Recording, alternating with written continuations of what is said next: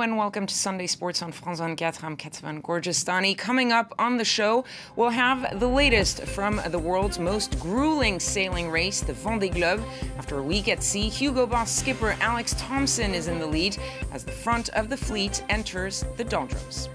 In tennis, Novak Djokovic took his first step towards possibly claiming back his world #1 ranking by beating Dominic Thiem in the ATP World Tour Finals opener. And we'll head to Togo to meet with the country's biggest football star, Emmanuel Adebayor. The 32-year-old may be without a club, but he'll be leading the national team to the Africa Cup of Nations in January. We start with sailing and the Vendée Globe, the solo, unassisted, round-the-world race. And after a week at sea, Britain's Alex Thomson is in the lead with Vincent Rioux and Armel Lecléache about 40 miles back. The Hugo Boss skipper wriggling through between the Cape Verde Islands on Saturday evening and going on south, once again choosing a very different route than his rivals. And this time, it did pay off. Great news ahead of the descent towards the doldrums, which is expected to see some compression as the leaders arrive first into lighter winds. So that was a good crossing through the Cape Verde Islands. Worked out very well for me. I was surprised that nobody else did the same thing.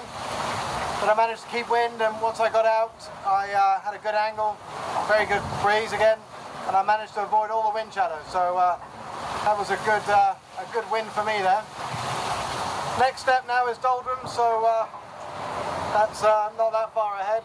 I should be into it tomorrow, certainly into the lighter stuff, and I've got breeze now and extending a little bit on my lead, which I'm happy about, but eventually my breeze is going to die and those guys are going to get closer as they bring in the last of the breeze. Now on to tennis and the ATP World Tour Finals with the top 8 players in the world. Kicking off the competition, the Ivan Lendl group with former world #1 Novak Djokovic facing Dominic Thiem. The Serbian surprisingly losing the first set, 10-12 in the tiebreaker. The Austrian finally winning it on his 7th set point with a forehand winner. But after that, it was just all about Novak Djokovic. He won 12 of the next 14 games, rounding up the match 6-love, 6-2 to win it. Later tonight, Canada's Milos Raonic will be taking on France's Gaël Monfils. But before getting into the competition, the world's top 8 players gave in to the latest internet craze, the Mannequin Challenge. They all gathered before the tournament's official launch party. Marin Cilic, Stan Wawrinka that you see there holding his racket, Gaël Monfils with his headphones, Milos Raonic setting up for a little bit of an interview, and you have, of course, Dominic Thiem, the man who lost earlier today, and Kei Nishikori, and of course, Novak Djokovic and Andy Murray up front. Apparently, it took about 10 minutes and several takes to get it right. And the new world #1 had the toughest task, holding that selfie stick extended for a full minute. And here you have the final shot of that Mannequin Challenge. Murray's first game will come in tomorrow. That will be against Marin Cilic. Let's move on to some NBA action now. Houston, we're hosting in-state rivals San Antonio in the Battle of Texas. The game quickly turning into a duel between Kawhi Leonard and James Harden. Leonard had 20 points on the night, while Harden had a triple-double of 25 points, 13 assists, and 11 boards, including this buzzer beater in the first quarter. But the Spurs' collective strength overpowered the Rockets. Houston fighting back and getting close in the fourth quarter, but the Spurs held on to win it 106-100. San Antonio are now 5-0 on the road. We're going to take a quick look at the other results of the night. The Celtics beating the Pacers, who were without Paul George. The Clippers beat the Timberwolves 119-105 to remain undefeated on the road. A good night for LA, as the Lakers also came away with the win against New Orleans. The Pelicans still haven't won a single game at home. Meanwhile, both Detroit and Brooklyn picked up their first road win of the season. Now to football, with more World Cup qualifiers here in Europe, and already some crucial games for day 4. After France beat Sweden on Friday in Group A, the Netherlands absolutely needed a win to keep their qualification hopes alive. And they did just that by beating Luxembourg 3-1 with a double by Memphis Depay. They're now level on points with Sweden. And in the other Group A game, Bulgaria beat Belarus.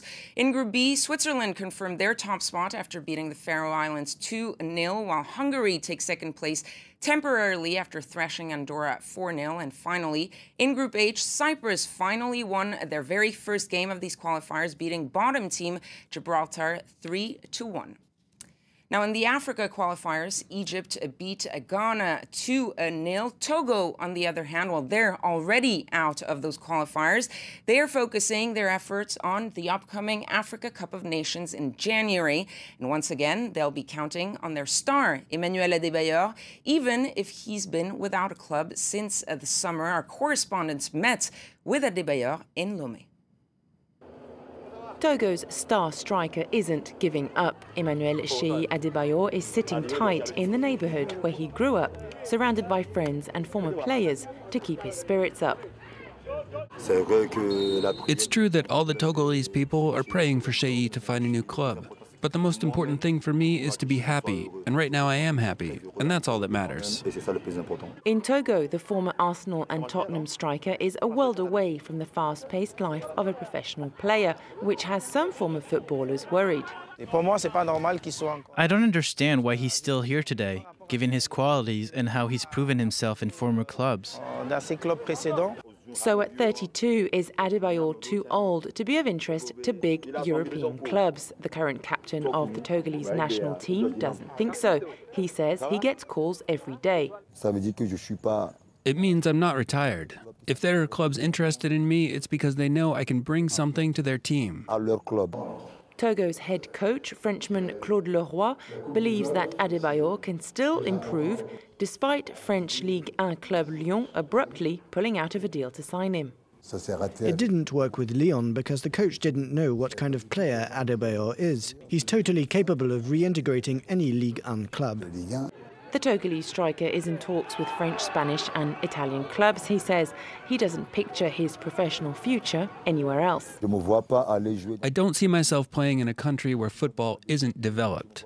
I don't see myself playing in a competition that is below what I've experienced. If the Togo captain isn't signed quickly by a club before the Africa Cup of Nations in January 2017, his lack of training and competition could be a burden for his team.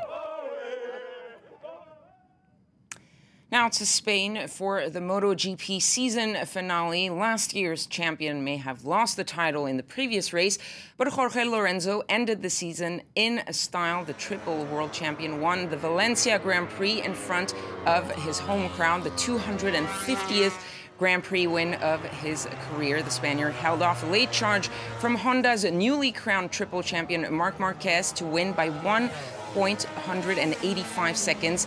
Italy's Andrea Iannone finished third to deny Valentino Rossi a final podium finish. And with this win, Lorenzo signs off after 9 years with Yamaha. He'll be riding for Ducati next season. I had the perfect end, no? In my stage of Yamaha in all these 9 years. Very emotional. Before the race I didn't expect to win because I knew Marquez was very strong, but luckily I could open this gap at the beginning and then maintain a little bit the distance.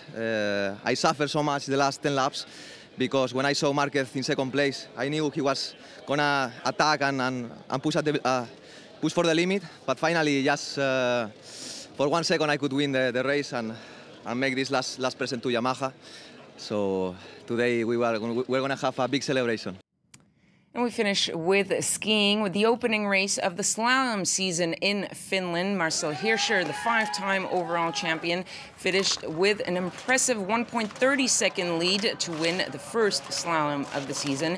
Teammate Michael Matt finished second to complete the first Austrian slalom 1-2 in 3 years.